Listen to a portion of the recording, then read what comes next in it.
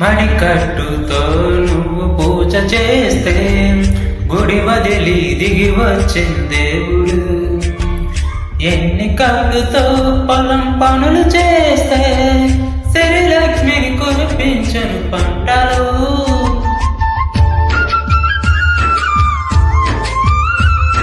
జారి కట్టుతో పడకడింట చేరితే గుండె జారి చూస్తాడు పురుషుడు. నిండి కట్టుతో నువ్వు నడిచేస్తుంటే దండాలే పెడతారు అందరూ.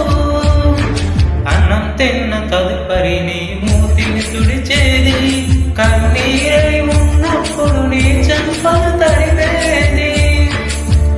చిన్న చీర కొంగులో నా కన్న తల్లి ఉన్నది,